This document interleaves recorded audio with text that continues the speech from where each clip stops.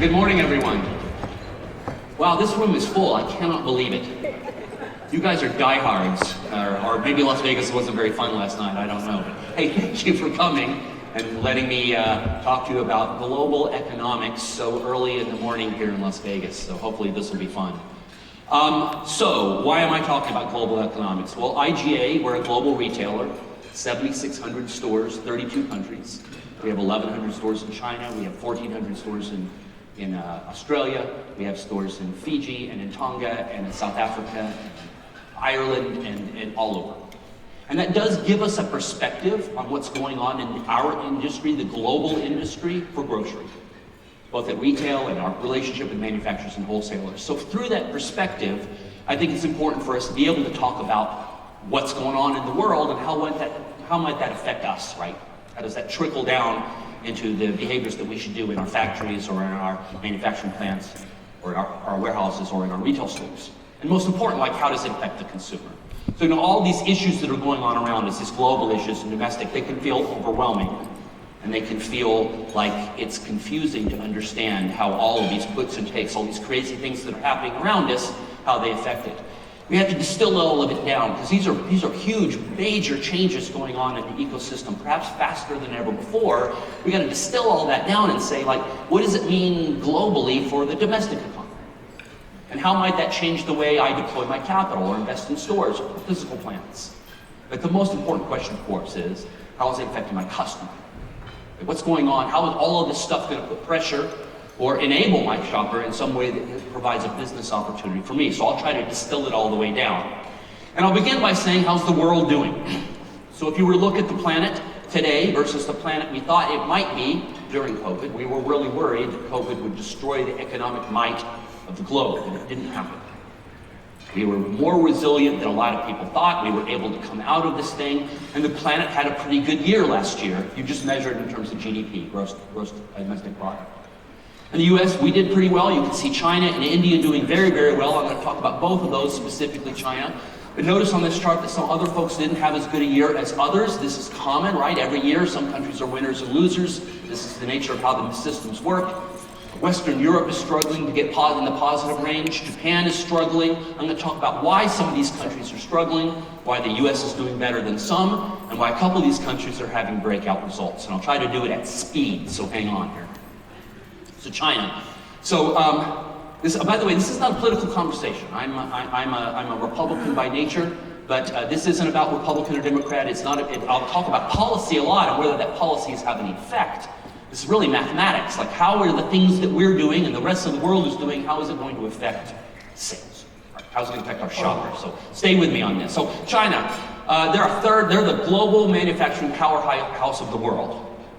This is decades-long work in order to build the infrastructure, government subsidies, and all the things that they did in order to enable them to be the manufacturing warehouse for the entire planet, and much of those goods end up in the United States. And they've created real dominance in categories like consumer electronics and soft goods, and in emerging products like solar panels. No matter what happens in the world, you can't walk away from what's happened here. Is that the planet has become not only increasingly global, but we've become dependent upon this country that's figured out how to do things way cheaper and way more efficiently than a lot of other countries. Right? So you got to take them seriously, and you got to understand that no matter what, we're going to have to work with them in one way or another. Okay, with that set up then, how are we doing relative to them? So I'm going to talk about how you define GDP and like how you can win or lose in that. And if you just kind of step back and look at it going, what were the competitive advantages of the United States? What were the competitive advantages of China? And understanding those could help you then to make smart choices about how you think the global market's going to favor or hurt us, right? And right now what's happened is we flip places. So the US used to be perceived internationally as a safe haven, right? It was the place where you could invest your capital, you could invest in very predictable, very pro-business policies that would help, very stable, and lately we've become less stable and much more unpredictable. And ironically, China has used that to position themselves as the more stable player for global capital investment. And it's paying off for them, and you saw it in their GDP numbers. And in fact, it's really strange to have people talk about China the way they used to talk about the United States. Unlike many countries where the rules are always changing, you didn't know what was going to happen in government policies, whether your investments were going to be privatized or whatever. Suddenly people are talking about China as the more stable of the two partners. That's probably not good. Where it falls through, though, and how it affects us the most obvious way is in farming. So whenever you end up in a tariff war and you're using economic policy to advance your country's aims, whatever they are, whenever you do it, there's some industries that are more vulnerable than most, and farming always hits it hardest first. They're quite vulnerable, they're dependent so much on imports and exports, and it has not been a good deal so far for American farmers. Their export volume has fallen dramatically. Billions of dollars in farm export revenue is stuttered, and the domestic capacity can't pick up the slack. It takes a long time to plant things and regrow your fields and the rest of it. So in the short term, it's been very, very difficult for U.S. farmers. The federal government is aware of this, and they're trying to put up money as incremental farm subsidies. They're going to have to do it, or you're going to see hundreds and hundreds of American farms failing or having to be bought up by big corporate farms, which is never good for anyone. They're talking about $12 billion. It won't be enough unless something radically changes in the trade policy, especially if you're doing soybeans, or you're doing an export or a pork or chicken. It's going to be a really rough 12 months here. China in the near term has its own problems, though. The GDP numbers are almost always inflated. There's real incentive at the local level for local officials to inflate their numbers. And their economy is heavily real estate driven. Their government spending on infrastructure has been the way that they have advanced economic policy for decades. Eventually that runs out.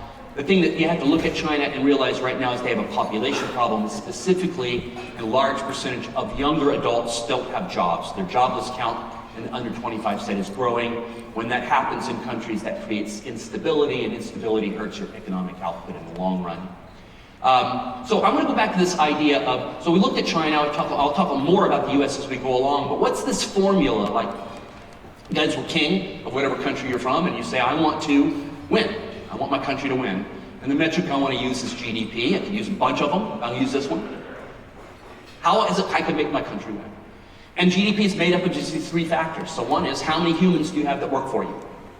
You got a lot of them, and they're productive, then you can make a lot of money. And you can see this in India. That explains a lot what's going on in India. That India has both labor growth, and they also have productivity, technology. And that's allowed them to grow their country, far outstripping what you see in Western Europe. Western Europe suffers the opposite problem, where they don't have enough human beings working. So what you end up, or Japan's the classic example of this, where you have more elderly people consuming resources, not contributing to the tax base, and all of the burden is on fewer, younger citizens who are having to shoulder the burden of the entire economy. And when that happens, really ugly things happen. That's why you see softness in Western Europe. I didn't have on there Spain and Greece and some of the other countries that are negative growth, but if you want to ensure that your country's doing well, you have more humans. And if you want to ensure that your country's doing well, you have those humans be more productive, so that's mostly technology. And then you want to have capital. U.S. is the paragon of capital. We still are. We're the safe haven. We're the gold standard. And every analogy you want to add, this has been the place where all capital decisions kind of flow from our policy here in the United States. So if you're to break this out even more, you would say, well, labor growth, how could I do that? I want more productivity per worker. I want them to work longer.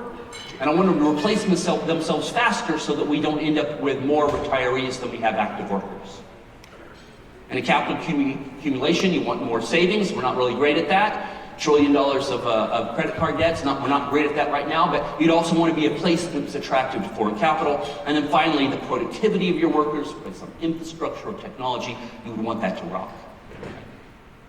So let's look at population. Population really matters. I wish politicians would talk more about this because, the strength of our business, we say, is our people. The strength of our country is our people. It's exactly the same. If you have a productive workforce, that makes you competitive in the global marketplace. And as much, however insular you would like us to be, the reality is we're in a global marketplace today. This is three different looks. This is China, this is India, and this is the US. And you can see that all of our populations, our replacement rates are falling. China's now a negative replacement rate. That's a consequence of the one-child policy that they did decades ago. It's been really, really ugly in terms of what the effects on their economy. It'll be decades more before they're able to reverse it, despite tax stimulus, to have more kids. US is positive. We're the good kids on this chart. We're the blue line. And though it's trending down, we're more positive than a lot of other countries. And if I put Western Europe, they'd all be under the line. So the US is one of the big developed nations. We are the winner in terms of having more humans that contribute more taxes that allow us to grow our country.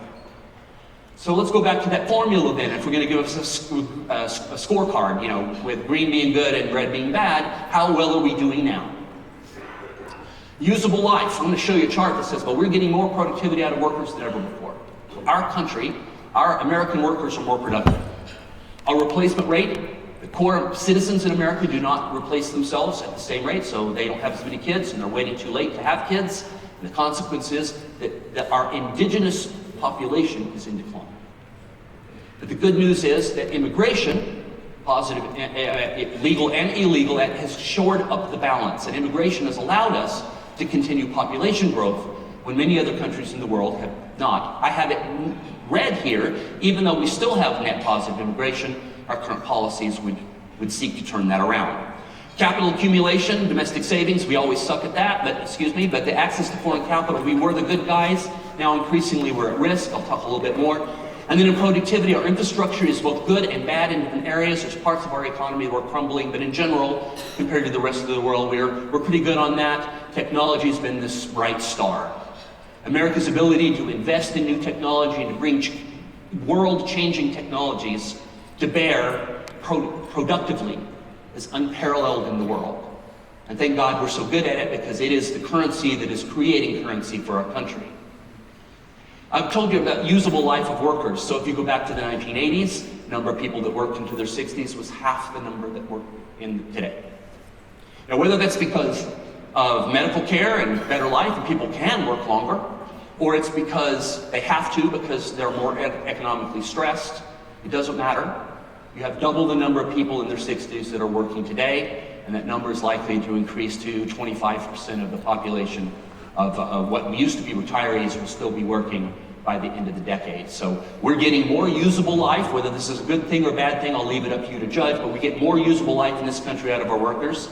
But we also get more productivity per hour. Now, you know this, right? You go on vacation. You're ever really on vacation? No, because your mobile phone and your laptop's going off and your mind is connected, and we can be connected 24/7 to any place on the globe. Modern communications have allowed us, and technology have allowed us to be far more productive today than we ever could before, and that shows in. So our output per hour is also unprecedented. So when you've got an American worker and you enable them with technology, what happens is breakout results, and we should be incredibly proud as a nation of this, that our workers are more productive than a lot of other people before. Now, and so you step back. So I just looked at that. So we got two good things going for us. How does that translate into the performance of our country overall? So GDP there is positive, and right now is even more positive. If you look at first quarter, we're probably going to the GDP looks like it's improving rather than not improving. Our inflation continues to be an issue. There are a lot of people quoting inflation numbers. It's harder to get government numbers today than it used to be. Current administration changed the way or reduced the capacity in order to generate numbers. And so you have to be much more cautious about how you do it. But my guess is that we're running around 2.4% inflation as a country. And make your own judgment about, as I go along, whether that's going to get worse. Unemployment is historically low. We should be proud of that number, but getting worse. And consumer confidence is at an all-time low. We're down at recession-level consumer confidence. To me, it's the most important metric on the slide. When customers are concerned and worried, they change their behavior. They don't invest. They become conservative. And when they wall up, that's bad for business. That's bad for our economy. Our economy is service-based today, and when people don't spend, that can be really, really ugly. So I've been using, if you've noticed, I've been using the Stranger Things analogy. Anybody notice the images and the thing, right? And the metaphor here is a really, pretty small town, which may have some dark things happening in and around it. And I kind of feel like this is a lame metaphor, but a good metaphor for what's going on right now is that on one hand, you look at our country and it looks like we're incredibly strong and going forward, and on the other hand, there's some metrics that would give you pause and make you concerned. We as business owners need to see both sides. We need to understand what's going on in order to make smart decisions how we go forward. So while productivity is rising, stock market looks really strong, unemployment hasn't changed dramatically, the housing market hasn't imploded like before. In general, you look at it going coming out of the predicted recession out of COVID, the US did pretty good. Again, not political. But if you say, where are we going, what's going to happen, there's real pressure happening economically. And the issue is right now is what percentage of the money that makes us look good in GDP is trickling down into the hands of average consumers that allow them to spend. Or is in fact a lot of our productivity and wealth being concentrated in a small group of people who are not able to deploy that in ways that would show up in our stores? That's my question.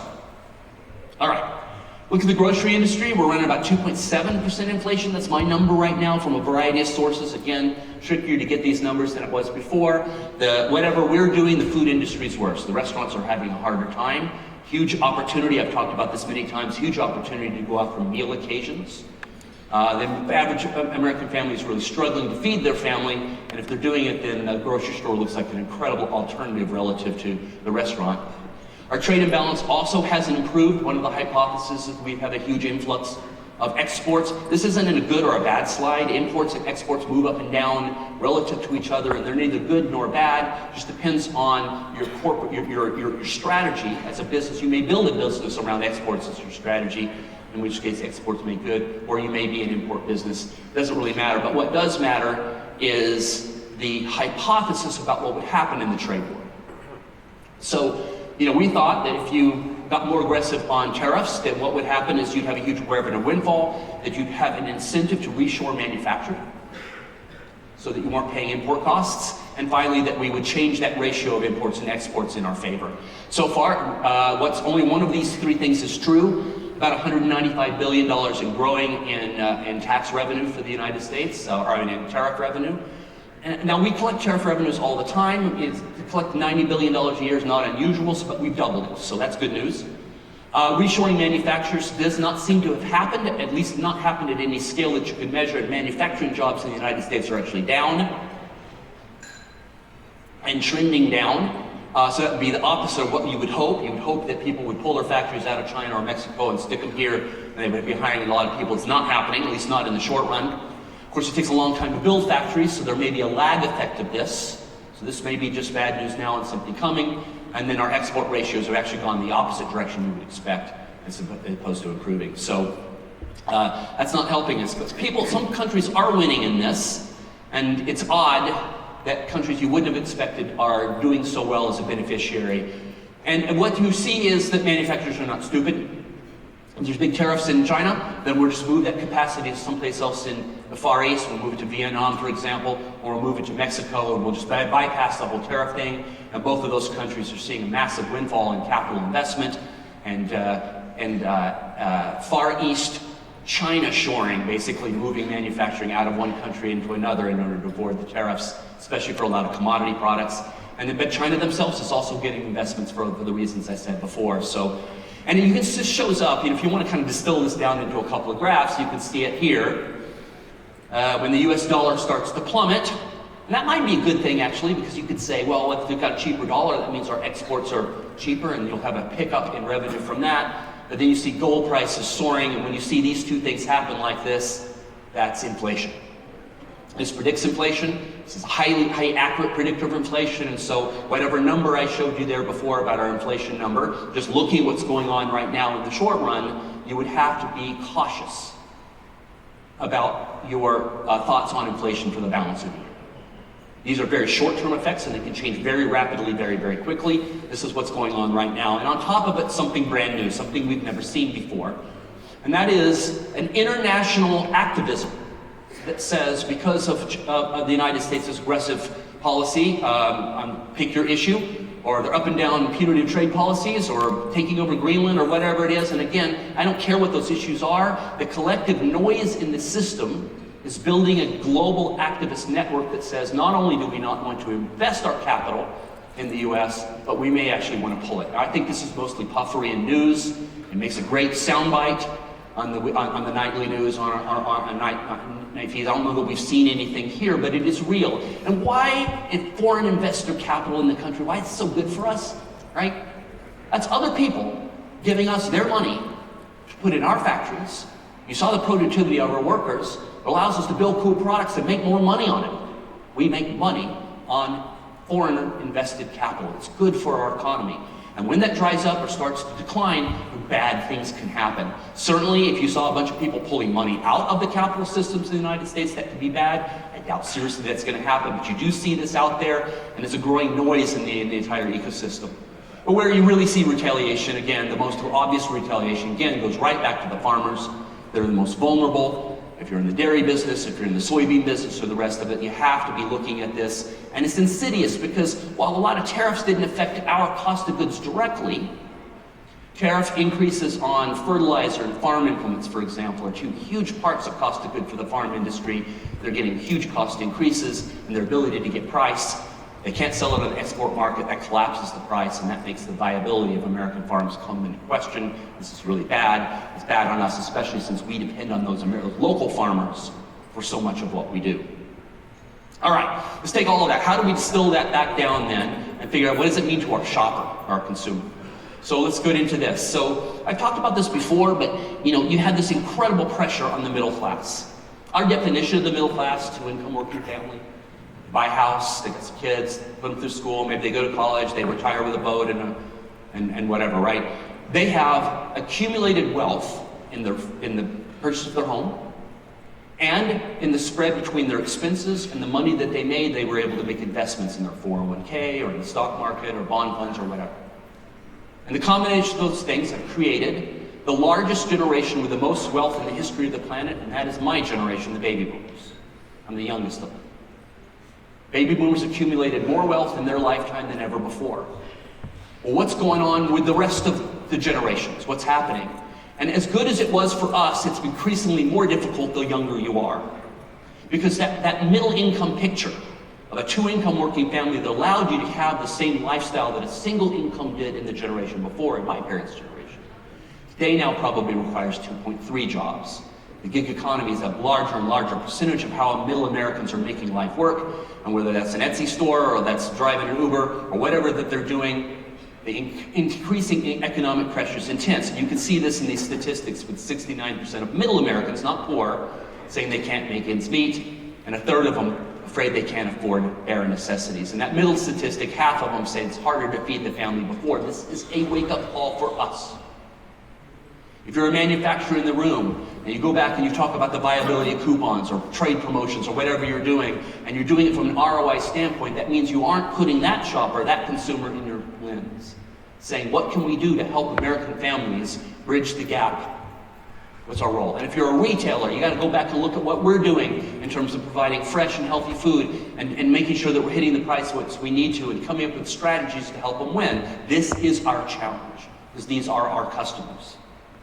It's even more challenging because you've got this very fragile consumer where if anything goes wrong, this used to be called marginal middle class. Today, more middle class Americans would be qualified as marginal than not. It flipped over the mark about 2 years ago. So, and that's defined as people, if there's any emergency or anything that happens in their life, they can't afford to pay their bills. Right?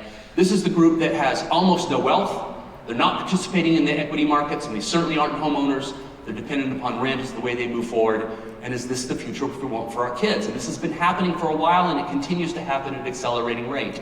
Your children going to buy a home will likely buy a home 10 years, they'll be 10 years older when they're able to afford a home than we were on our thing. And that is because the massive acceleration that created wealth for us, the value of our homes, has put the prices of those homes really at question. It is why a push for lower interest rates is a good thing. Even though that might increase inflation, if you see home ownership as part of the American dream, making sure that that's accessible to American families, especially younger ones, would be a very American thing to do.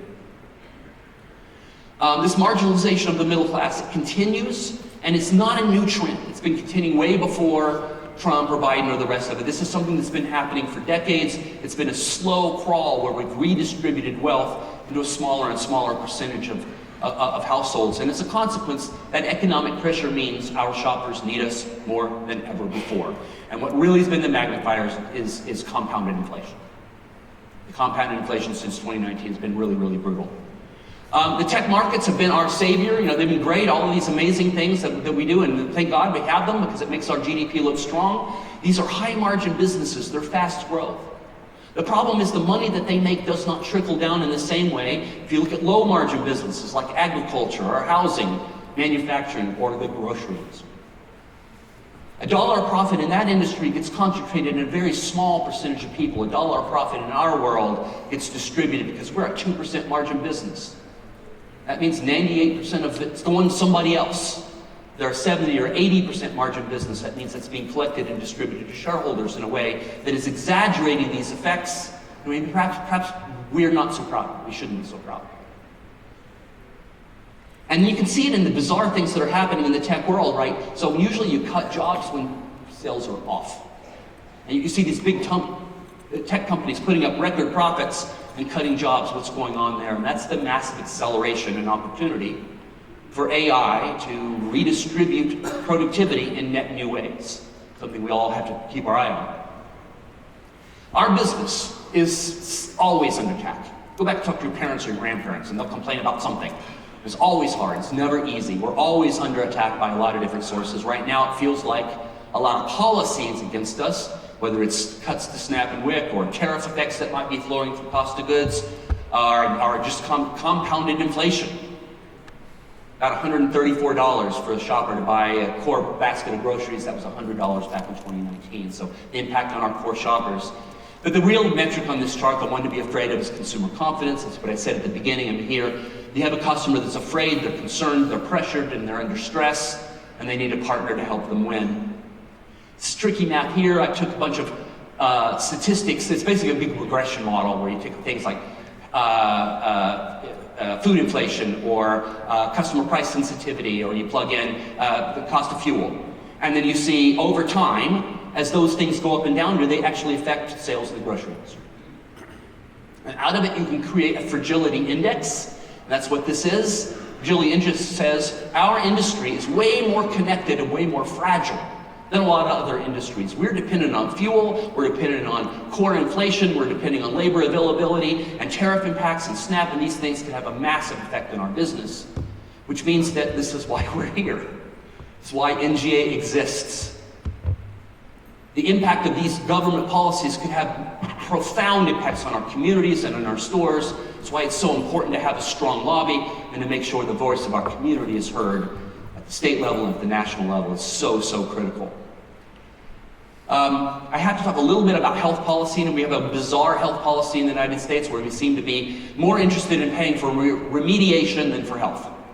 And you can see it what happens if you cut SNAP benefits. There are probably a couple of hundred marginal grocery stores in rural America that will close this year because of the cuts to SNAP. As a consequence, what will happen is shoppers will have to go somewhere to eat. There'll be convenience stores, there'll be fast food, and there'll be health consequences. These have been documented scientifically. Increase in heart disease and hypertension and obesity, and we'll end up paying for it in the long run. And my estimate is for every dollar cut in SNAP, you'll end up with $5 in future health costs in those communities if the local grocery store closes. Anybody like this math? I don't. I hate this. Can't talk about health without talking about this. This is my only slide on it. It is interesting that the brightest spark in terms of helping to make Americans more healthy is it comes from the pharmaceutical industry. I've been looking at this a lot, trying to figure out what's going on. From the data that I can see, it's actually positive rather than negative.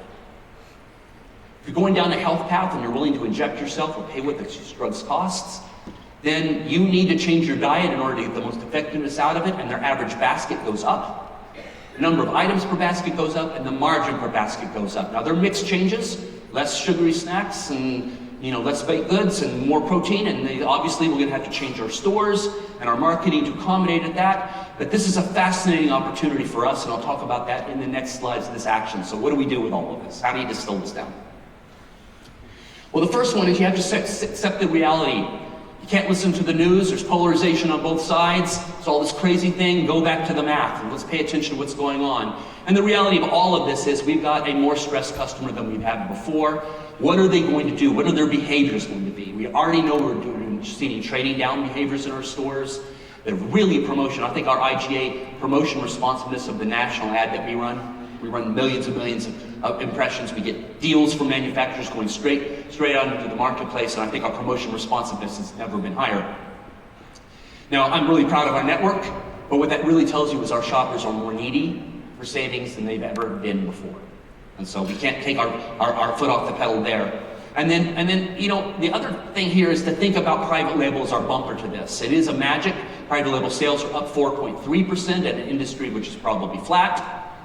And private label sales are a way to allow a shopper to trade down without trading out. So it gives us an opportunity to give them the fresh departments and the meat cutting and all the things that we do that make us special and still hit their target by being more aggressive on the private label side. And there's more brand promiscuity in shoppers today. They're much more willing to try new things, and the opportunity to deposition the competitors with the combination of two is a real opportunity for us. So I'm kind of bullish on that. Technology is an enabler. There's a huge tech track here. There's amazing vendors. Everyone's going to talk about AI. The speaker that follows me is going to talk about AI and all these amazing things that are going on in the store. To me, the new learning, what makes this all so exciting, is that it, for the first time, allows us as independents to make small investments, not the huge capital investments that we've seen over huge systems before that let Walmart be so powerful versus us, right? Very small cost allows you to begin to understand your shopper better than ever before.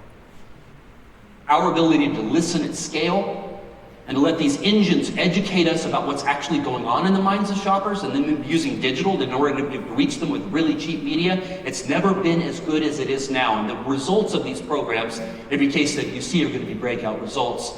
It allows us to do what we've always done, is have a relationship with our shopper, to do it at scale using the technology, and to make our associates more aware of what's going on in the store too. The democratization of data is really exciting. If you break out sales, your boss comes to you and says, hey, we're going to go, in your corporate world, we got to grow sales 20% this year. And you go, how am I going to do that? In retail, you break it down in really simple ways. What can I do to get more people in? Increase my number of trips. How can I increase the number of items they buy when they're in the store? Or make them more expensive. And what can I do to increase the margin of what they buy, the mix of what goes in the basket? And if you make any improvement on any of these metrics, that's a good thing. If you make improvement on two, it's synergistic, it's explosive, and that's how you get breakout sales results in this business. It turns out that a lot of the things that are available us to do today, despite all of the headaches and all the other external factors, are within our grasp. On the top line, the ability to reach out to shoppers using digital media today and to connect with them at a fraction of what we used to spend on print, it lays there ready to go. And our ability to invest in it and try it and see the sales results back and then change it very, very rapidly sits in our hands. And the shopper's more engaged and more interested in that kind of dialogue than ever before. And then on the bottom on margin, private label, the opportunity, these old tactics, sampling and putting the private label into the shopper's hands and doing promotions on it the same way you do with national brands. What that does is it exposes a brand new generation of shoppers who need this product, but have never tried it before.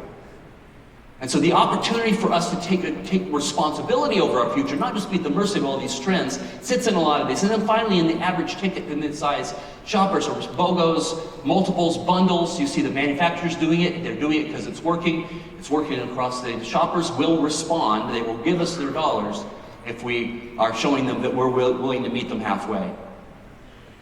Health focused, seriously, the shoppers, young and old, they're all health focused. If a third of Americans are going to be on GLP-1 drug, we got to take that seriously. I would advise you to think of it as not us versus them.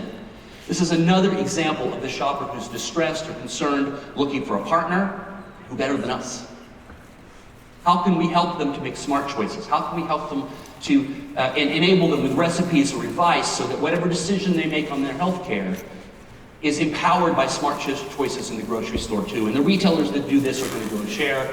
It's really not us versus them. It's using this new thing glued together with what we do great, which is protein and produce, and forming a partnership with them in new ways. IGA is going to launch a big health-focused website with recipes and advice and counseling in order to allow shoppers to be able to be smarter about the impact of their pharmaceutical decisions on how they shop for groceries. And we're going to invest in it. Look, at the end of the day, our shoppers want us to win.